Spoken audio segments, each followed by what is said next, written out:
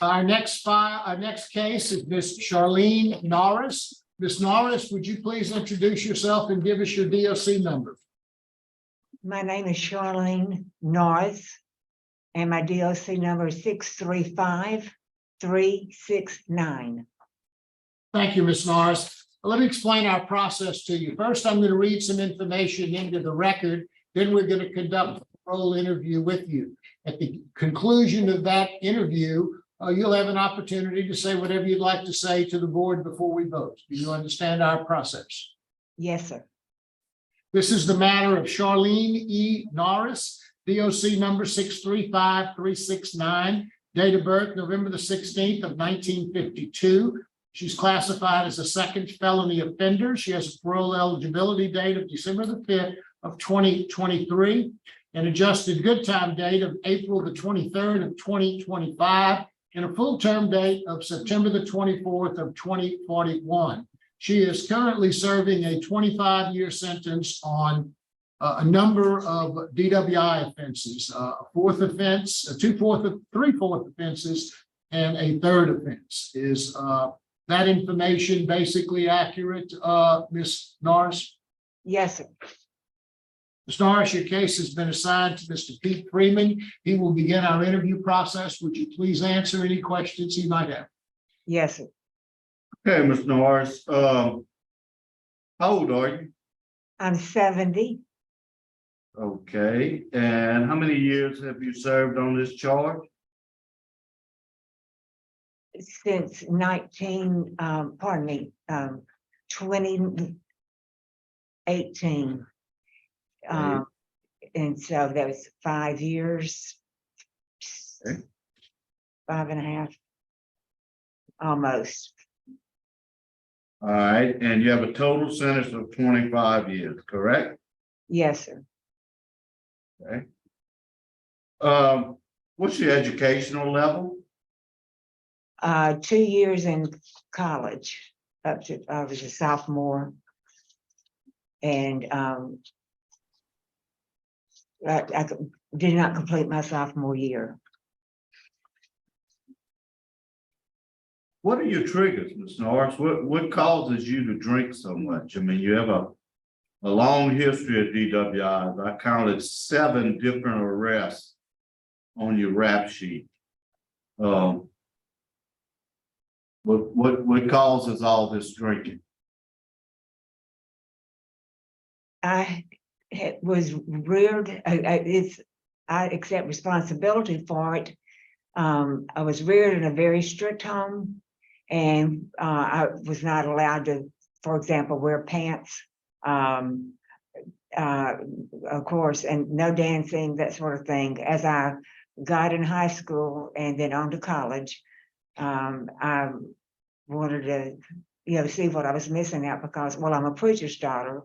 Other preachers' daughters could do those things, and they seemed okay. And I didn't date very much, and I didn't seem to have a social life.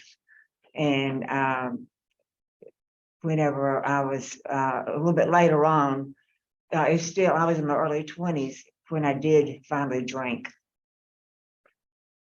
Okay, but And then when you finally started drinking, it looks like you couldn't quit, right? No, sir, that was very sporadic until I moved from Pineville to Nashville, Tennessee, and then I started drinking at that, more so, or drinking. Really, my first glass of wine was in Nashville. Okay. Have you ever been married? For 3 weeks. 3 weeks. Okay. How long did y'all date? 6 months. We had gone to Louisiana College together, and when I moved back from Nashville, we saw each other, and anyway, we dated the 6 months, and he asked me to marry him. Okay. Did y'all have any children? No, sir. Your last DWI arrest, that was in 2018? Yes, sir. Then you got revoked, I think, in 20 or 21 or something like that. Probably was far prior. What kind of treatment have you received? I have been to several, a number of treatment centers. When I have gotten 8 years during that period of time was when I was fed up with my life. I knew that I was not comfortable. I was not being myself, and I hated the fact that I was depending on something to make me feel better, because I enjoy life. I have a very pleasant outlook. I have a heart for God, and I had not had to use a crutch ever. And I was just using it as I feel, a way to blend in, but then it started to make me feel better. Everything was better when I had a drink. And of course, that backfired really bad. Well, how can you assure us on this board that you won't have a drink when you get out this time? What I can tell you is that I have today to live. I woke up this morning grateful to be alive. And this is every morning. I can't believe God's even spared me to even get to be 70. I'm so grateful. Love the gray hair. I don't feel that I deserved it, but God's grace, I'm here. And I want to see each day count. I want to give back years that I have taken from myself, from my family, from friends. I played in a lot of churches, as well as other music. And I've just, the Grand Ole Opry, gotten to travel about a third of the world. And God spared me and has brought me to this point. I feel like it's for a purpose, another season of my life. But I am. You had told me how, why should we believe you're gonna quit drinking? I'm glad to hear that you live every day and all of that, but how are you gonna quit drinking? I have quit drinking. Of course, in here was the beginning. And I have no longer have any kind of desire to feel different. I hardly drink coffee. I want to be me. I feel good about myself. I have a Heavenly Father that loves me, that sustains me day to day. And I have nothing, I never always had, okay, I'm stammering. I didn't like the idea of depending on something else or someone else. Plus, I knew in the Bible it talks about not drinking as into excess and wine. My goal is to live the Christian life as close as I can, and am aware of. Therefore, it does not fit into my style of living at all, or for me to drink at all. Okay. You look at law enforcement, and both judges had no comment. The district attorney is opposed. The sheriff, Mike Cass, is unopposed. Unopposed is the sheriff, Mark Woods, spokesman. You had no comment from the state police. We got no comment from your family.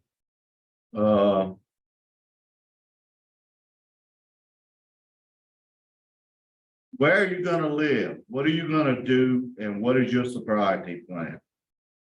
Okay, I have been told that more than likely I would go to a rehabilitation nursing home for a while. My sister, I thought that she was speaking with you all. I have only one immediate family member, Shirley Spencer. She's in Savannah, Tennessee, and with a very sick husband in his early 80s. And it was her plan to come. She was unable to come due to that. And so that is my knowledge to this point. That's what all I've been told. And it's Okay, what is your sobriety plan? How are you gonna stay sober? one day at a time. Well, what is gonna help you stay sober one day at a time? What are you gonna do? Well, God does that. Their Celebrate Recovery was a great place for me to gather with other recovering alcoholics and with the same minds, like hearts. And I did find a lot of help there. I went through a lot of being an adult, moving back from Nashville to Pineville, Alexandria area. It was not probably the very best thing, or I did not make a good decision in that. So, well, let me rephrase it. I think it was a good decision, but I was not ready to give it up yet. I was my problem. No one else. The strict bringing up, the discipline, not getting to do what other people, kids did, that was not the problem. I was the problem. And what could have been the consequences of all this drinking and driving? You ever think about that? Oh, yes, sir. I could have, well, number one, I could have killed someone else. A number of other people, could have killed myself. Could be brain dead from accidents. I have some liver problems as a result. Let's see, it's called what is it? Cirrhosis of the liver. As a result, I've been told that if I drink one more drink, that I could just write myself off. I have I have some physical problems, and they have improved. But if I drink, I can be picking out the color of my casket. What is your health diagnosis? Maybe you could help us with that, Warden. What is a health diagnosis? She has a couple of different medical concerns that we have. She is currently living in our infirmary medical ward, but she has adult failure to thrive, some protein and calorie malnutrition. She does have the cirrhosis of the liver, degenerative disc disease of the lumbar spine, and she's also diagnosed from a mental health standpoint with some dementia and dysthymia, which she's receiving treatment for. And I can elaborate a little bit for Ms. Norris. We have spoken with and corresponded with Capitol Oaks Nursing Home, and they have agreed to accept her for housing if she is granted parole today. Her sister, we do correspond with her sister, and she does have a relationship with her, but like Ms. Norris stated, she is elderly and does have a sick husband, so she would not be able to care for her medical needs. So we have, obviously, like I said, spoken with Capitol Oaks, and she would go to a nursing home if she's granted parole. And what was your job at the prison before you got in the infirmary?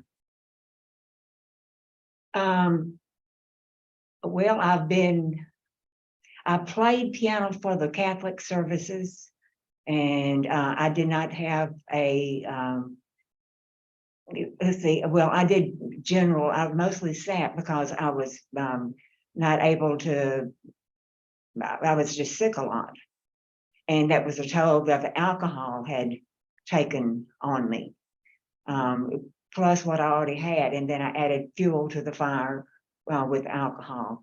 And so it's taken this long for me to be able to, with therapy, I can walk some, and I have a desire. I've been active in my life, outside, tennis, running, skiing, water and snow skiing. And I love to exercise. I love I like being in shape. It's more pertinent for me to be in shape mentally and heart-wise than it is, I realize, body-wise, but it goes together for me, goes hand in hand. Okay. You have 0 write-up, which is great. Your medium custody, low risk, moderate needs.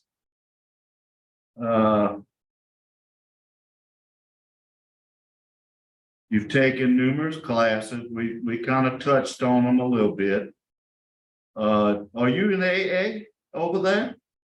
Not in here. I have gone some, but I cannot take it was very hard to sit there with the language, and it defeats everything that I'm hearing, and they're calling on God as a higher power. And in the next breath, I'm hearing, I've never been around cursing, even being in the music industry, or just a word here and there, but this is rough language.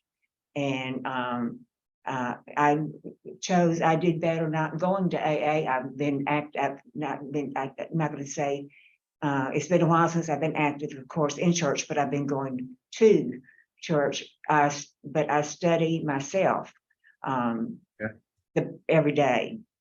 And I love to read. And so I read things that are positive. And I'm reading a commentary now, Thomas Nelson's commentary on the Bible. Old Testament, it's fascinating to reading, but that helps me know my heritage from the beginning, as well as you do wrong, you pay for it. Okay. I have no further questions. Warden, I've got maybe 1 or 2 questions. Capitol Oaks Nursing Home, is this something we anticipate to be permanent, or is this temporary? No, this would be more permanent housing. We've set up Medicaid, already started that paperwork process, so it would be more long-term. Ms. Norris, you're an interesting person. I show that your first arrest was in 1999 for your first DWI. You said you took a first glass of wine. How old were you then? In my 20s, early 20s, or middle 20, like early 20s to middle to 25, say. I 23, 24. And on previous incarcerations, you've taken some programs, very good programs, Living in Balance, Celebrate Recovery. They apparently didn't work, but you've taken them again while you've been in this time. Yes. And perhaps the light is now come on. Is that what I'm hearing? Yes, I now, okay, if I'm understanding what you're saying, I've had enough. I'm not throwing any more of my life away. God might as well take me on today. I'm no good in that light. I'm going to once again kill somebody, kill myself. I've just blown every reputation wise, my character, all of that. And now I want to go back to the person that people respect and know that they can talk to and be solid. And you're in a wheelchair, right? Yes. Is that how you did it? Are you ambulatory? Can you walk on your own, or do you need the wheelchair to get around? I can walk. I'm walking a little bit more every day. I'm exercising every day. I work with a therapist here every Wednesday. And so I'm getting that back. And I'm excited about that, and because that helps me be whole. I would accept, and I accept what God's grace, period, because I'm alive. But I mean, I'm ready to go, to the next level. So I can be able to help somebody else. I can be an inspiration to someone else. Thank you, ma'am. I appreciate your comments. Is this a compassionate release? There was some confusion in the file, boy, do you? It is not. No, this It's is not, regular okay. parole. Yes, ma'am. Okay, thank you. That clears it up, that's all I Okay. had. Ms. Norris, is there anything you'd like to say to the board before the board votes?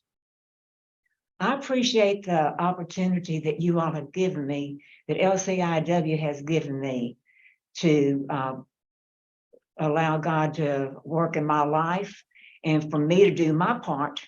I have to do my part before God's going to do anything further. I appreciate you all being the balm in Gilead. I have found there's a lot of things that go on I don't understand or never heard of or seen or whatever. I have been blessed a lot more than I've been stunned. And I'm just grateful that I've been given such a loving and disciplined place to heal. And people are so real and willing to help you. But I have to ask sometimes for help. I'm having a bad day. Can you listen? Or I can be the ears that somebody's listening to, because I'm really feeling so much stronger. But I know my strength only lies within my being humble and my realizing I cannot do it myself. But one day at a time, I can do that. Thank you very much, Ms. Norris. We appreciate your comments. Mr. Freeman, board ready to vote? Yes, sir. Okay. Ms. Norris, I listened to you and in your mind, I know you're very, very sincere. Problem is, I'm not hearing, no sobriety plan. The Lord is great. I believe in God myself. But you need something else. They put you in a nursing home, but you can walk and you can drive. And if you do that drinking and driving again, and you don't really have the support that you're going to need to stop you, then what happens? Somebody dies. My vote today is to deny. Thank you. Ms. Wise? Ms. Norris, I've listened to you as well today. I am inclined to take a chance on you because you're going to be in a nursing home. You're going to be in an environment where you I think your prognosis is good though. I do think you are going to improve because of your own grit, your own willingness. But my vote is to grant to the nursing home residents only, and you are to have no outside trips or visits without prior approval of probation or parole. So it's like you have to stay there. Anything else you want to do as your health improves, you have to clear it with your parole officer. And I think we're going to ask the parole officer to send to the parole board. That is my vote. Ms. Norris, I've listened very intently to what you had to say. I'm sorry that you don't think AA is a way for you to go. I do understand the concerns that you've expressed, and those meetings can get rough at times. It appears to me that you have taken some of the better courses that we have in substance abuse.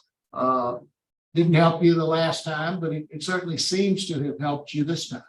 I think probably your medical condition has a lot to do with that. Cirrhosis of the liver is a very significant and serious disease caused by alcohol.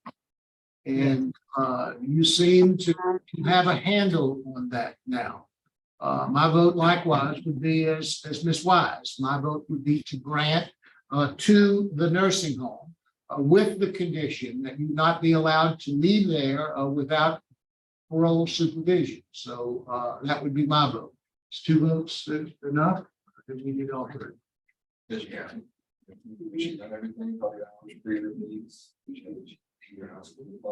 So she's got some college. Yeah, Low risk assessment, yeah, she got low risk. and she's done substance abuse. Yes, she celebrate recovery and live in balance. Okay. You have 2 votes to grant your parole to the nursing home with conditions you not leave without parole supervision or at least authority to leave. So your parole has been granted today. So good luck to you, Ms. Norris. Thank you. Thank you. Can I just say, I will go to AA there. It was here. I've gone to AA all of my, in Nashville, and then here. I have attended. Well, I would encourage you to continue to go to, Yes, sir. hopefully in the nursing home, it'll be a little more tame than it might be where you are. Yes, sir. Gordon, thank you very much for your help. I believe we're done, and we'll be adjourned at 10:15. Thank you. Have a good day. Oh, You you too. too.